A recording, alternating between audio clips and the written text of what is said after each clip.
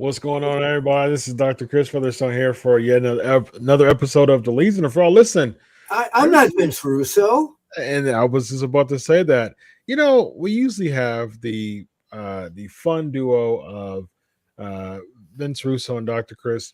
But you know what, man? I've also had a whole bunch of fun. Of course, Vince Russo's on vacation this week. But listen, we've got an NWA Hall of Famer here. We've got a St. Louis Hall of Famer here. Thank you. And it's not me. It's this guy right here. The legendary pro wrestling journalist, William Apter. How are you? You know, Captain Lou Albano used to say, you know, brother, I'm a legend in my own mind. But I'm actually in 17 different Hall of Fames now. Very nice, man. What else? I'm going into whatever the gathering in Charlotte, North Carolina, the weekend of August 4th. They'll be putting me into giving me a plaque for appreciative my career. And by the way, I've got my I saw on the billboard there something about turning something aid into gimmicks into gimmick aid. Yeah, well, this is I have my gimmick aid with me right here. Very nice. Sparkling nice. Very nice. Thank you, ladies. But it's a pleasure to be here. Been on here a few times, bro. Yes, and I really enjoy the show. Yes. And yeah. By the way, can I break some news on here before we talk about Raw? Of course. And this is kind of all over the Sportskeeda network, so to say, but I haven't talked firsthand about it. And pardon the non-shaven tonight. I want to look a little like Vince. I like the Grizzly. I like the Grizzly look. It's the heel after. But I want to mention that on Thursday, United States time, this past week, I was very fortunate to do some great interviews. One was with Mark Henry. Very nice. And the other one, Stone Cold Steve Austin. What? Son. Yeah, what? I said the bottom line, son. What? So, and because I've known him since he started in his rookie days, even before he was stunning. And we were doing a special interview about another topic. And I said, you know what? Can we just talk wrestling? And I'm going to record. And he said, whatever you want to do, Bill. And we talked about the bloodline. We talked about Brock Lesnar. We talked about how pro wrestling has become therapy for him. Mm-hmm. We talked a lot about a lot of topics, and that it will be made the part one of like 5,000 parts will be coming out on Sportskeeda exclusively. Nice. On Thursday. So follow us on Twitter and Facebook and everything, and SK Wrestling and After One Wrestling, and you'll find out exactly what's coming when. Very nice. Par for the course for you, though, Bill Apter. You've been doing this for 50 years, man. So you've interviewed the legends.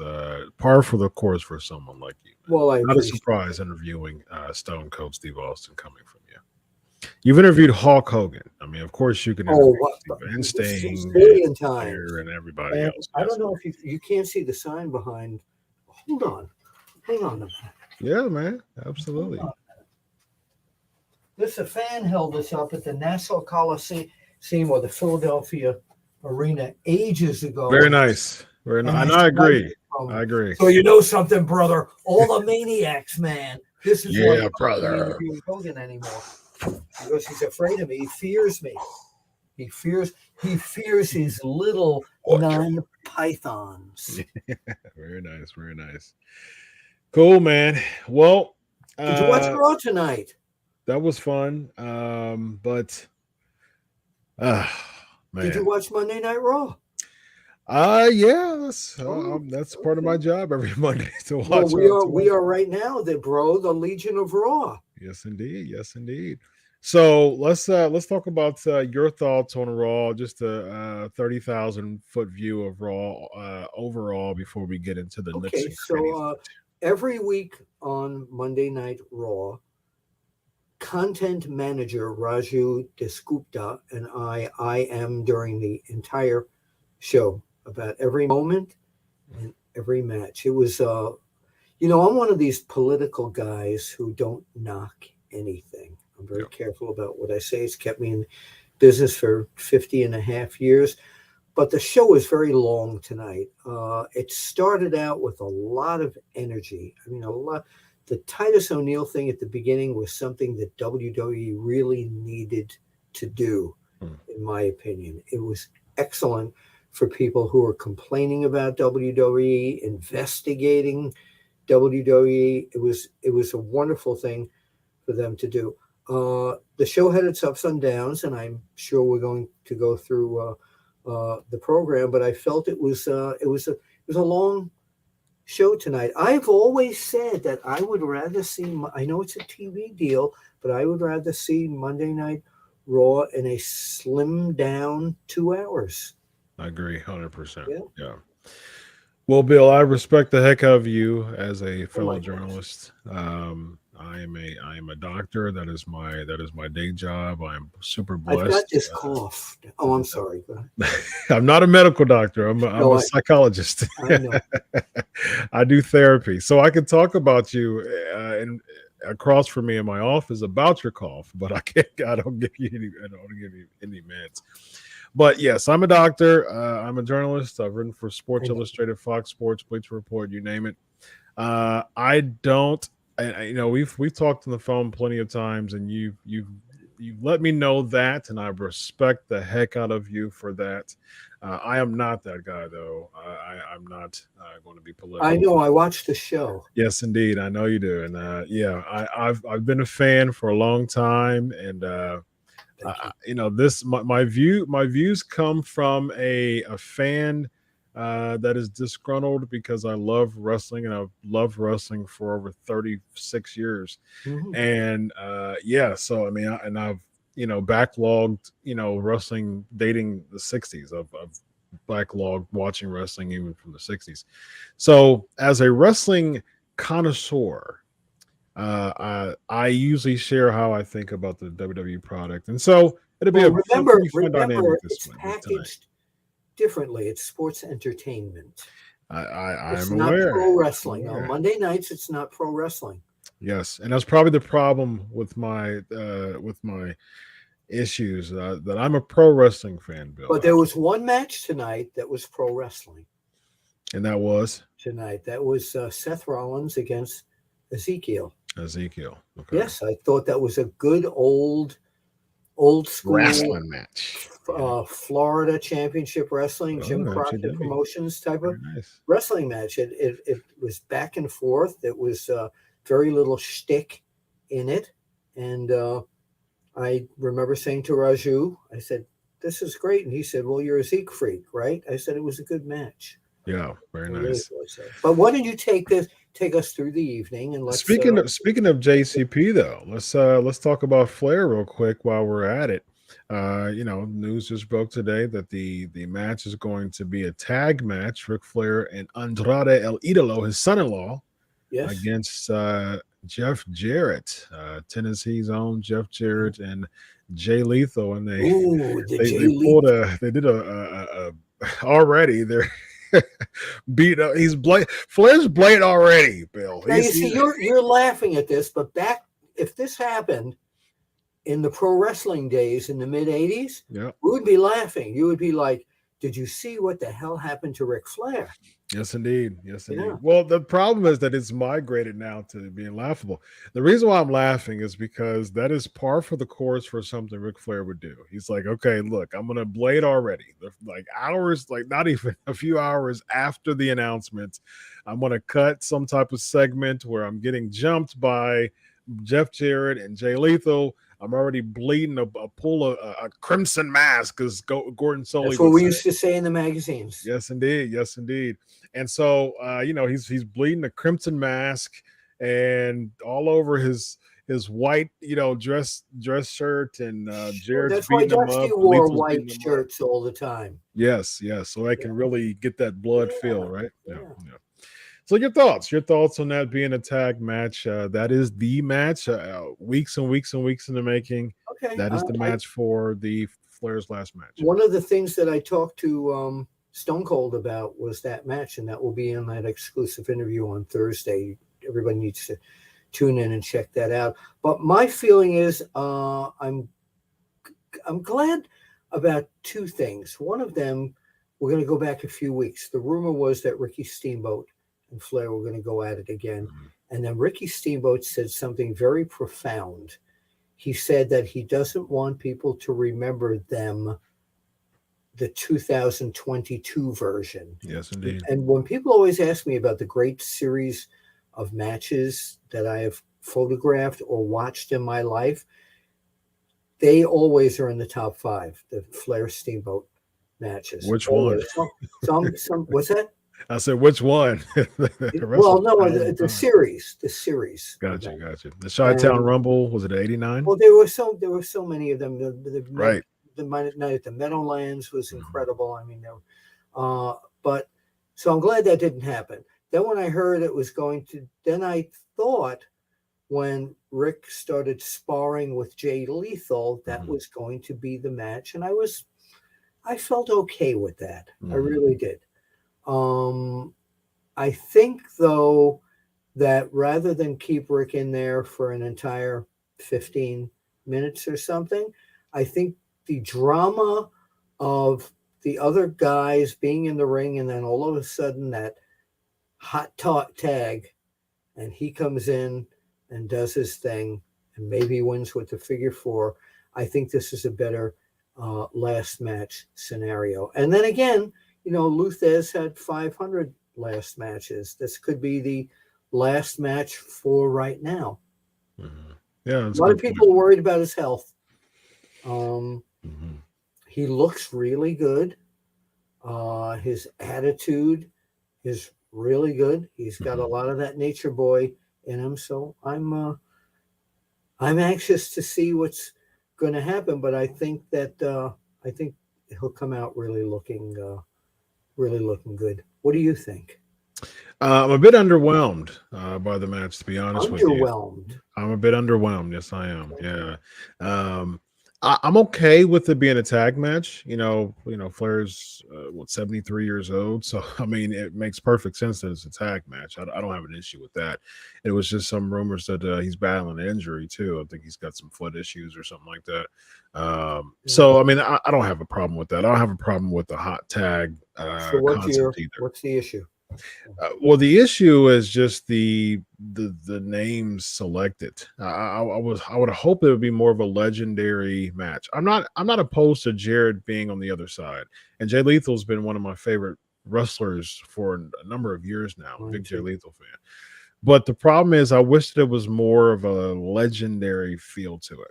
I think that Lethal and El Idolo brings it down from a legendary status. I'm fine with Jeff Jarrett being a part of it. Jerry Lawler can still go in the ring. You know what I mean? If it's a hot tag, I wouldn't mind having Lawler and Flair teaming because Lawler can still go in the ring. Absolutely. So I wouldn't mind Lawler and Flair teaming up. Flair getting the hot tag. Lawler's he is the king of Tennessee. And so it would have been a better type of babyface legendary feel for me if it was Lawler and Flair in a tag. Yeah, no, I totally understand that. I noticed that David Arquette was not available. So yeah. Jared, I mean, to me, Jared belongs in. I think Jared has. I'm fine with Jared. I really do. I feel good about his role in there. And Jay Lethal. Again, he's been training with Flair, so he's the right guy. Should Flair have a different, another legend as his tag team partner, like Jerry the King? Lawler would have been my first pick. Who, again, in Tennessee, that's your guy. But I think because of all the publicity that the wedding got, that this is a storybook thing. And I wouldn't be surprised to see Mrs. Andrade show up as well. Yeah. I can see that too. Yeah. It just would have had that last match legendary appeal. What's the finish? I think it's going to be I think Lethal's going to take the fall, and I think that it'll be a hot tag to Flair. Flair will do his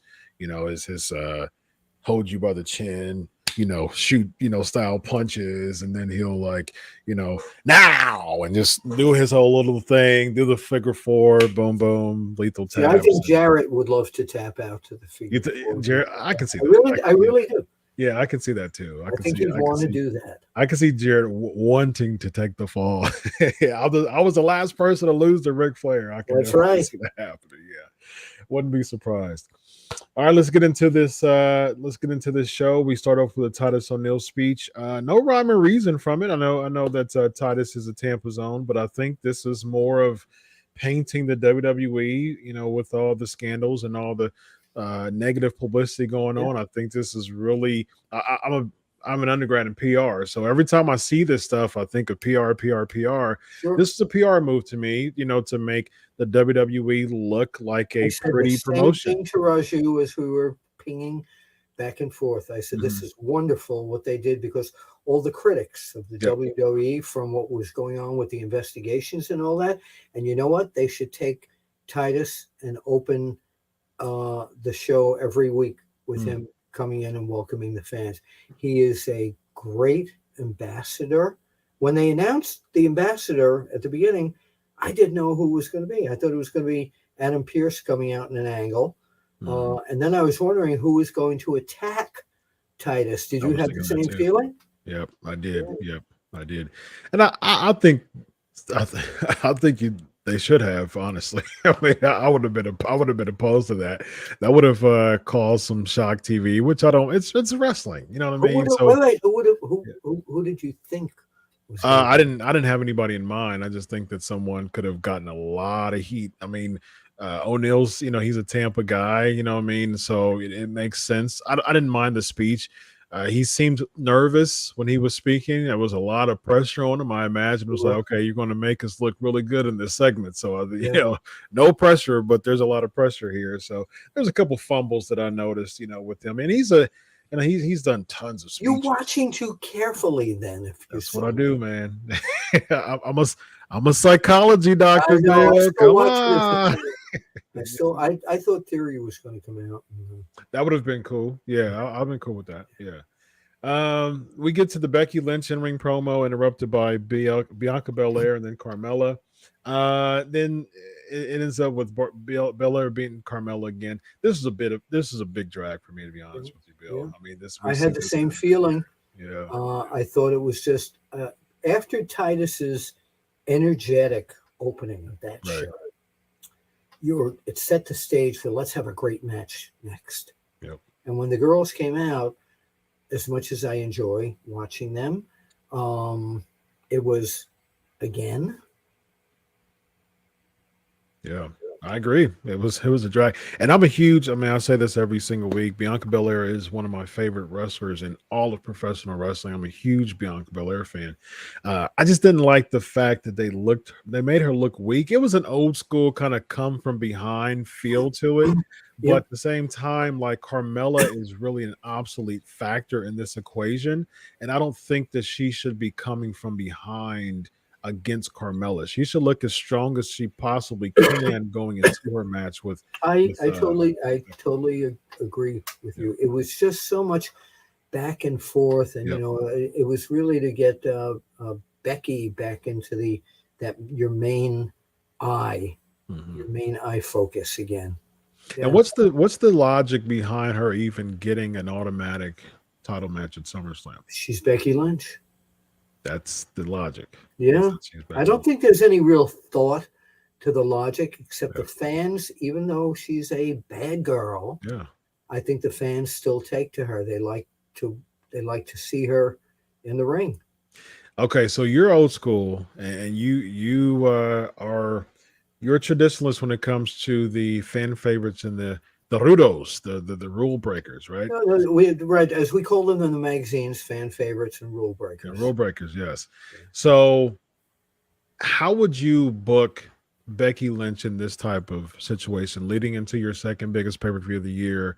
Why would you put her in segments that could possibly elicit cheers, or would you make her like a genuine rule breaker for the sake of making Bianca look better? Genuine rule breaker. Yeah. She's one of these rule breakers that the fans love to hate. Mm-hmm. But they'll come and pay money to see her because she's good. Yep. She's good at what she does, and you never know what kind of personality she's going to come out with next. She's got that over the top thing, and then she's got the calm thing going on. So you don't know what you're going to get from her, and that's what the intrigue of her is. You don't know what you're going to get next. Yeah. Bro, I got to throw in a couple of those. Oh, no, it's all right, man. I don't know, man. I used to be a big Becky Lynch fan. I just don't know. There's just a missing link about Becky Lynch nowadays. Maybe she needs to go ahead and do a babyface turn or something. I just don't think they know where they're going with her. I agree. She's all over the place. She is. She's all over the place. I don't know. I think they want to save Bianca. Bianca can do no wrong. The kids adore her. Yeah. She's marketable. I mean, and that's what it's all about. And she's also good at what she does. She's fantastic. What I did not like, and I'm not one of these people that generally point out things that I don't like, but what I didn't like is that she was killed at the beginning, and then she came back stronger than ever, like no one touched her. Yeah. And she was doing flips, and she looked great. Yeah. But the inconsistency. That thing when she hurt her leg, it lasted 2 or 3 minutes, and then all of a sudden I'm all better because I'm a tremendous athlete. The art of selling is covered it in the magazines.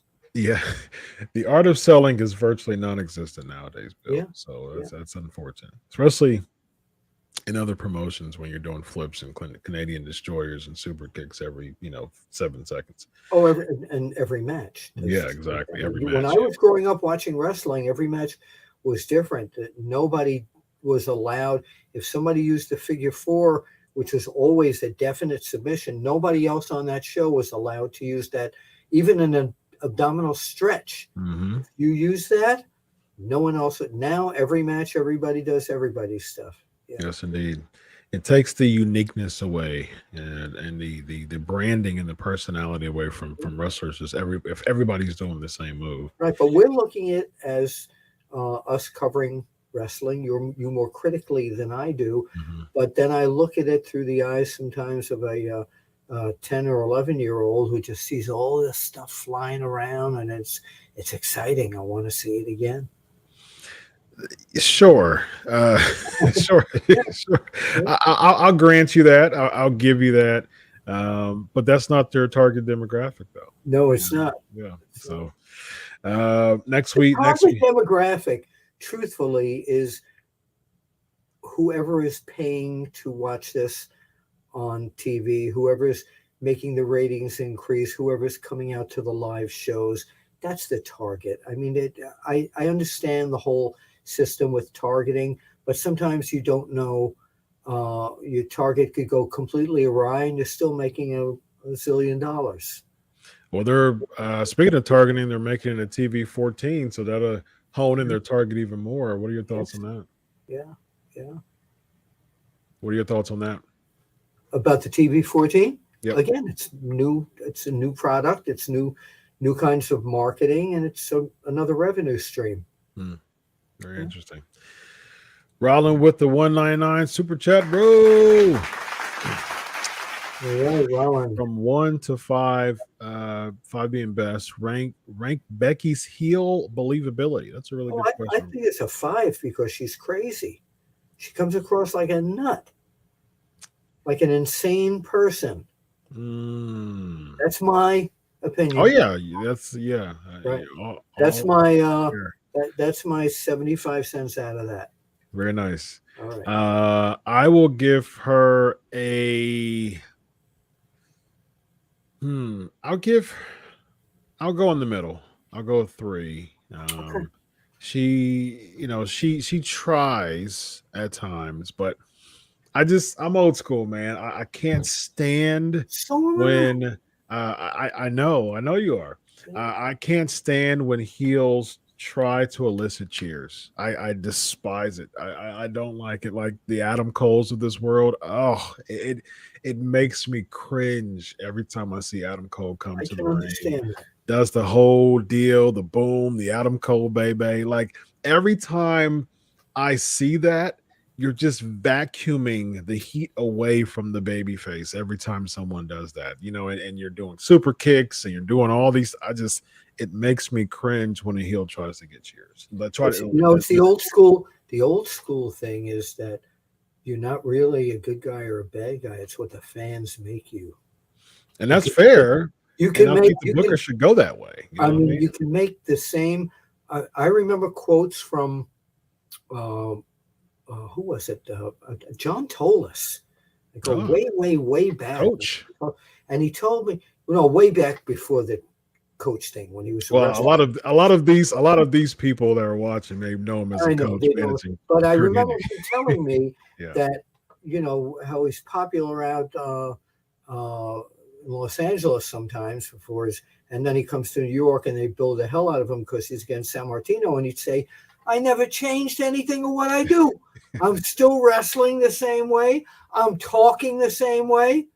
The people change. They're changing me. Look at the Legion of Doom. Yeah. Look at the Road Warriors. They started off, the people hated them, and they did the same thing, and people started to love them. So, yeah. Sorry, I'm going on a tangent here. No, you're right. To me, the Bill Apter tangents is much more appealing to me than talking about anything Raw related. So tangent away. I don't mind. I'm being as raw as I can be. That's it. Very nice.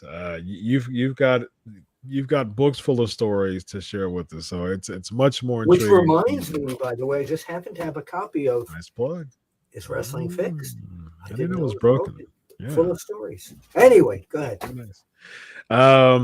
Next we have the Street Profits cutting a backstage promo, and then it gets interrupted by MVP and Omos. Basically, it leads to Omos, having a match with Angelo Dawkins. Would you have booked a match like this so close to SummerSlam when the emphasis is making the babyface team of the Street Profits look as strong as possible? Now, first of all, what's wrong with this whole picture is you never have someone the size of an Omos even nearly getting knocked down. True. You really can't. I mean, this is I would love to see him as a fan favorite. I think that people would go crazy over this guy. I really do. Turn his back on MVP in the whole bit and maybe hook up with the Street Profits. Who knows? Become their friends. But I just think, again, like the girls' match, the match was all over the place. I lost track of it after a while. I didn't know what was going to happen. What are they doing? Yeah. It's just for being on TV. Yeah, agreed. So that backstage segment, the next segment was the KO show. Riddle comes out, and he gets the end of the segment ended up being him blindsided by Seth Rollins. Now, it does seem as if Riddle's going to take this match at SummerSlam because they are building him from a come from behind type of standpoint. So I'm cool with this, actually, as far as Riddle having that come from behind feel. And if Seth Rollins is going to put Riddle over, I'm fine with them kind of booking him as that traditional baby face come from behind type of deal. It's just the redundancy of seeing this kind of the same type of thing every week.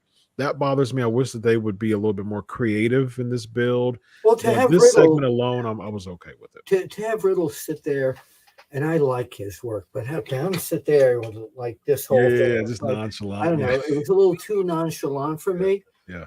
But the important thing is that Kevin Owens is losing his mind. Oh, wow. Oh, my God.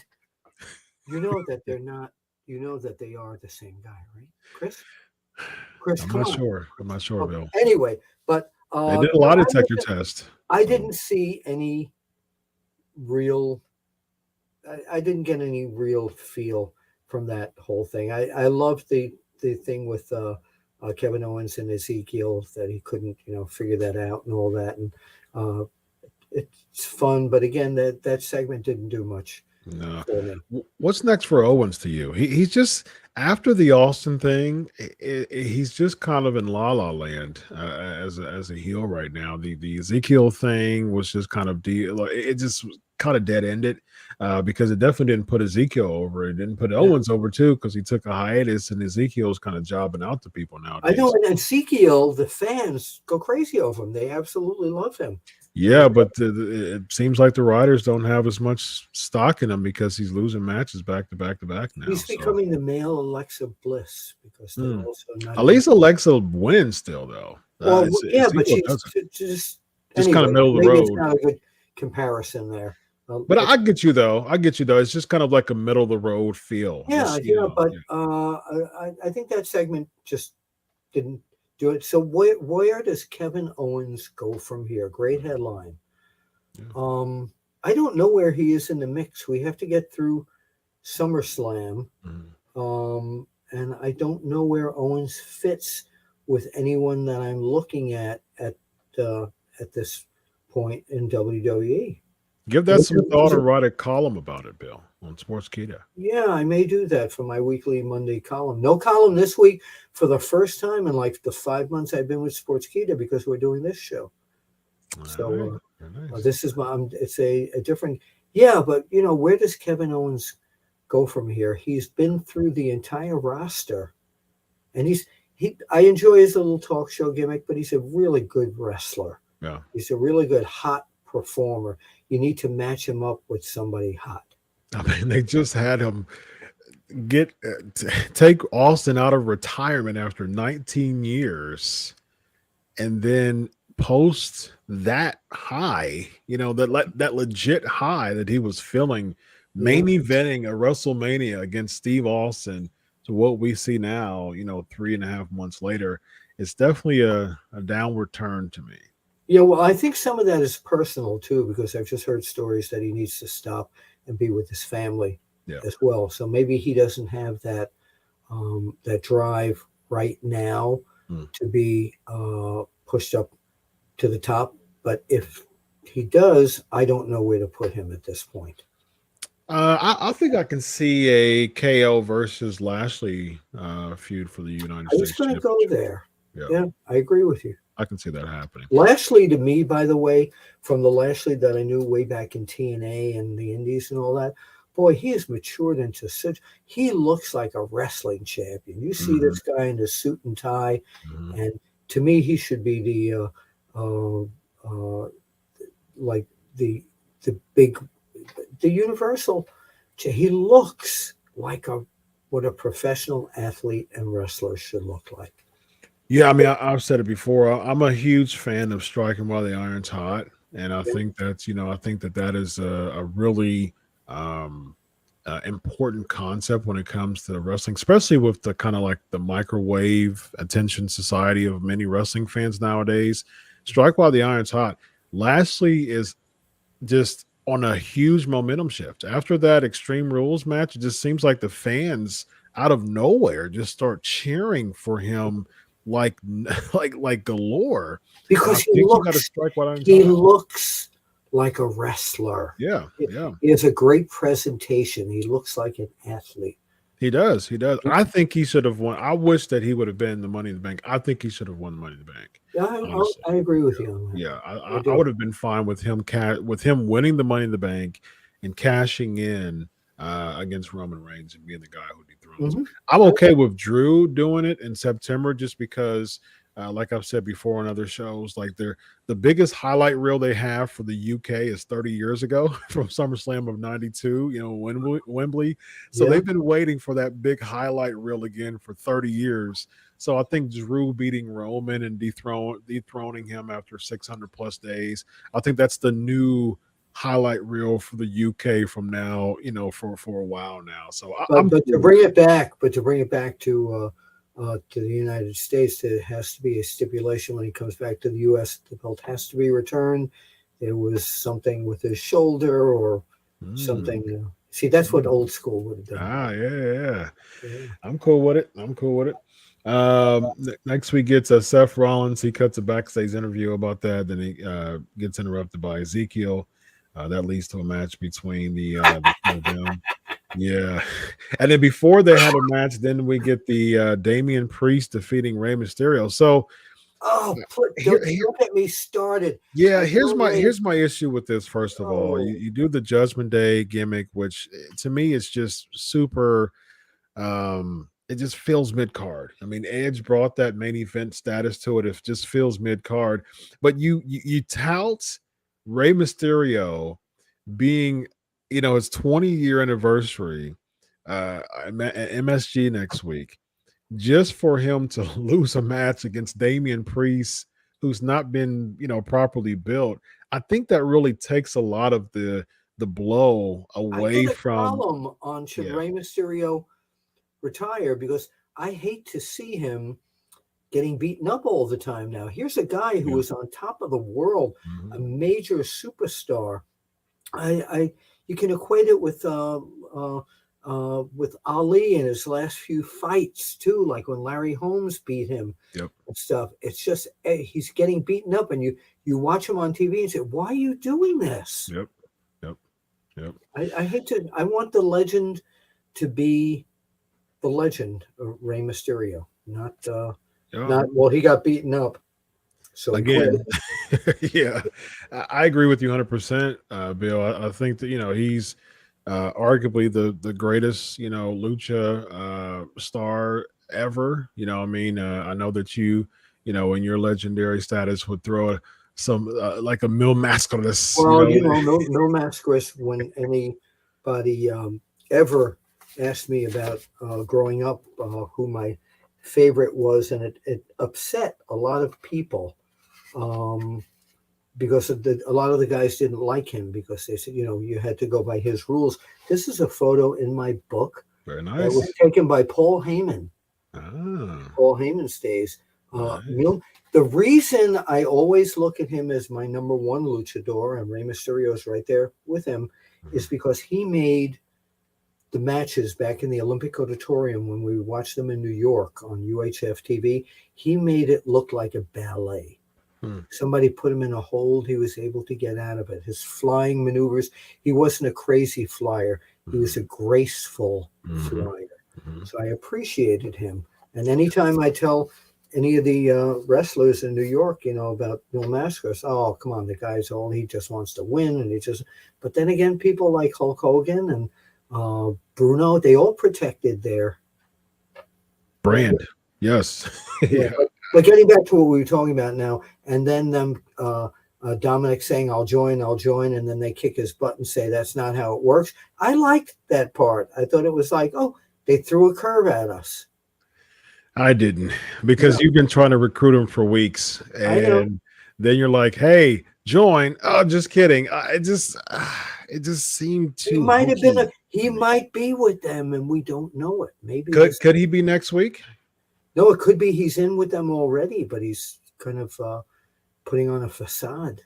Do you see the turn next week during At the Ray's Garden? anniversary at MSG? If they're going to do it, that's the place to That's the do place. it. Yeah. I just, do you think that it will make any type of impact with how Dominic's been being built lately? And they just kind of get thrown a curveball saying that's not the way you join. Do you think that this leads to Dominic saying, okay, well, this is the way that I join? I'm going to massacre my father on his 20th anniversary. Is that good enough for me to join Judgment Day? Yeah, I think that's what's going to happen. Yeah. What does it mean ultimately, though, Bill? What does this mean? If Dominic joins Judgment Day, how is that going to help his character? Or it's just a lateral move? It'll get him that bad guy heat that to bring in people to hate him. You think he's capable for that right now with this character? Yeah. Okay. I don't think we've seen what he could do with that. Yeah. Yeah, it's interesting because I did a predictions months ago as far as like 3 people who I think is going to be a part of Judgment Day. And I said Finn Balor, I said Dominic Mysterio, and I said T-Bar. So, it looks like 2 out of my 3. Looks like that's going to be Like, hey, Finn joined. After I said that, looks like Dominic is joining. I think T-Bar would be cool, but at the same time, I don't want to be just kind of like a remember the NWO black and white like Yeah, during yeah, the Wolf Pack. You know what I mean? Like it was like yeah. the Wolf Pack is like the main stable. Then you had like the NWO black and white with Oh like yeah, yeah. Of the course, of it course. had Watered down. yeah, it was like kind of like a diluted NWO back in the day. Yep. I'm a huge I've Stevie already Ray turned. fan, I've but already turned Judgment Day down. They, yeah, yeah, I'm yeah. not going for it. Definitely have that NWO black and white feel Yeah, from back in the day. So, yeah. um, next we Rollin once again 109 super chat, my man. Thank you. Do you rank Ray over Eddie as the greatest luchador? Eddie wasn't a luchador. Yeah, I was gonna say I wouldn't really make. I mean, he was under a mask for Yeah, a but hot, Eddie hot wasn't a second. luchador. Yeah, Eddie was a high flying wrestler. yeah, Ray is your typical looking masked luchador. yeah. By the And way, in he's Apter's Alley in the other room here, when Rey Mysterio lost his mask to Dean Malenko and then got it back, I have that mask here. He gave it to very me. nice, very Yeah. nice. That was his um what they call themselves. Oh, what was the faction he was in? So that at that time there was the Misfits in action. There was the what was the WCW faction? I SK forgot. Nation. Y'all know what was it? It's gonna bug me because it was him and it was Wasn't the LWO? No. no, it wasn't LWO. It was nope, it wasn't the New Radicals. Oh, it I was don't remember. I know the group, but I don't. yeah. I'm sure the SK Nation is gonna say it, but I don't remember. Filthy Animals. Thank you, Isaac. Thank you. That's it, Yeah, right, with Filthy Animals. Conan. Yep, yep. Yeah, yeah. Filthy Animals. Thank you. Next we get the Seth Rollins and Ezekiel. I mean, Yeah, I this thought was that was a good wrestling match. I was fine it with it. was yeah, it was a good wrestling match. Yeah. But as soon as it's unfortunate when a wrestler gets booked as just somebody who is going to lose. And as soon as Ezekiel came against, with Seth Rollins in that backstage segment, I was like, okay, well, Seth is going to get over. I think that's one of the worst spots you can be as a wrestler. As soon as people see you, they know that you're going to put over someone. Yeah, and yet Ezekiel was he was very angry. You could almost feel like it was real, didn't you? Yes, Backstage, yes, yeah. indeed. We talked about Dawkins and Omos. This was a stretch too. It became Dawkins and Omos by DQ, and then it became a tag match and another DQ finish. It just the 3 hour thing. There's moments where they really just stretch it. This became two segments and two DQ finishes for me. Yep. Yeah, it was just a stretch. It was a stretch. We get to a backstage interview with the Miz. By the way, for any of you fans who don't know, DQ is not Dairy Queen. It is not Dairy Queen. We're not sponsored by Dairy Queen. That's true. It would be a nice sponsor, but would, we are not. Veer McMahon boos Sarah before the Miz interview. Why do you think that happened? Say that again, please. Veer Mahan. Oh, he's in love with her. Has this been a thing before? Is this? Yeah. I've only seen this once. He's out for women. I think he did it with another woman where he danced for her or something. Well, that was Shanky on SmackDown. Oh, right. He danced for Ricochet's. No, I just he went boo like he scared her, and I'm getting the two characters mixed up now. This isn't good. Shanky is actually funny. I think he's very funny on SmackDown. AJ Styles count out finish. Because of Ziggler. I don't understand the Dolph Ziggler thing here. How he's just coming back, but that super kick he did on Theory there, they sold that great. That looked real. Yeah, it did. It is. It seems like they're trying to make Theory look better, and put someone, be used by someone to help him with his, just his character and help him kind of gain points to become like more of a push more up, but I don't know about Dolph Ziggler. I mean, if there's anyone in the ring, that could do it, it'll be Dolph I think they'd have a really good match Oh yeah, for sure, Yeah, But yeah. I think their style. I really don't think it bumps him up though. To be honest with you, Okay. Rollins with another 199 super chat. My man coming through tonight. Okay, Bill, but wasn't Eddie as Mascara Magica a luchador? But he didn't stay a luchador. That's what I'm saying. Rey Mysterio's been Rey Mysterio Jr. with the mask from the beginning. Yeah, he is a luchador. Thank you, Roland. Excellent question. Yeah. Next, we have the 6-person tag match with a bunch of 24/7 championships. That was another stretch of we need to stretch out the time tonight. Yeah. Yikes. Yeah. I don't understand things like this, segments like this. Why do you think the 24/7 championship is still a thing?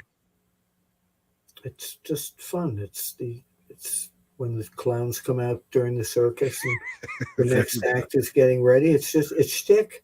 Yeah. Really. Yeah. I think people bad comparison, but it's shtick. Yeah, it is shtick for sure. We close this Raw with the Miz TV Logan Paul segment. Paul's attacked by Ciampa. He ends up kicking Miz and rolling out. Why are they booking Logan Paul as a babyface and he's one of the most hated why people they in America? Ciampa? I mean, he was coming from Raw to be somebody, so to say, and now he's second level in this whole thing. So, what was your question? Why are they booking? Why are they booking Logan Paul as a babyface and he's one of the most hated people in America? The reaction because he helps make the Miz more obnoxious, if that's possible. That's my answer. But he was getting what chants and boos? People don't like Logan Paul. Yeah, but I know that. But he may be that may be changing. He may be selling a lot of merchandise to the wrestling fans, sports entertainment fans. But he got over pretty well tonight. They were giving him what chants and cheering and booing him. I think that you give Ciampa a SummerSlam spot. I think you bring in someone who can tag with Logan Paul that can really help him get that babyface rub. Honestly, I think that's what you do. I know they were chanting Watt a lot tonight, but I still think because he was in there with the Miz being extra obnoxious, if that's possible, that even though they were doing the Watt chants, they were still looking at him as a babyface. Yeah, well, even in the screen, even in the screen things that they were doing before, he was getting booed last week. But I think what you do though, Bill, is that you do a tag match because AJ's been feuding with the Miz too. I think you do AJ and Logan Paul against the Miz and Ciampa. I would be more interested in that because AJ's the babyface. He'll get the babyface rub for Logan. Yeah. And I think that's what you do with that. But that's not what they want to do. They want to make Logan Paul. He just signed a very lucrative contract. They want to make him a star by himself. Yeah. I mean, we'll see. We'll see if this works out as far as him being. I appreciate his grind, and I appreciate just his dedication to become. People like him and Pat McAfee, I can respect because. You are personalities outside of the WWE, and you are so dedicated to the brand that you train hard, you watch tape, and you really get into the brand. Yeah, and you do a crash course, and you become very good very quickly. What's his name? The rapper. Oh, Bad Bunny. Bad Bunny. Yeah, he was great. He did very well. Yeah. If you go back, even though he was in the company forever, but look how Shane McMahon looked better than some of the talent that had been there for such a long time. Definitely, 100%, absolutely, yeah. Well, that was the episode of Raw. Bill Apter. The clock on the wall says, "I enjoy doing this." Likewise, man. Let the listeners know once again you've got some projects. You got a weekly column. You're doing some big things for Sportskeeda. Yeah, and again this Thursday, depending upon when you're watching this, the first of many pieces of these exclusive interview I did with Stone Cold Steve Austin.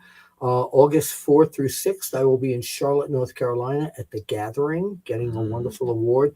And then at the end of the month, JJ Dillon and I will be hosting the International Pro Wrestling Hall of Fame honors in Albany, New York. Nice. It's going to be an incredible night, an incredible banquet. Stone Cold Steve Austin's going to be inducted, Dory Funk Jr., Dan Severn, and so many others there. So, yes, indeed. Again, as always, Bill Apter doing big things, man. Well, thank you. And I got to ask you a question before I leave. Absolutely. Is wrestling fixed? That's a good question, Bill. You didn't invite the Black Scorpion to the show tonight. You should ask me that question, because that Dr. Chris guy, his knowledge pales in comparison to mine. Well, the answer is I didn't know it was broken, sir. Oh, man. We had an appearance from the Black Scorpion. That's incredible. You know what he needs to say, though, next time he comes down? What's that? Sting. Sting. That's him. That's him. It is. I'm telling you, he appears every week, man. Unbelievable. Unbelievable. Every single week. The Black Scorpion, I thought we were going to have a Black Scorpion list, Legion of Raw, but he just makes his pop-ups every time, of course. Well, that's right. Well, it'll be, hopefully we'll be able to do this again, maybe a three-way with Vince. I would love to do that. As always, man. Ladies and gentlemen, this guy right here is the legend himself, Bill Apter. I'm Dr. Chris Featherstone. This is the Legion of Raw. Everybody have a good night in Solo.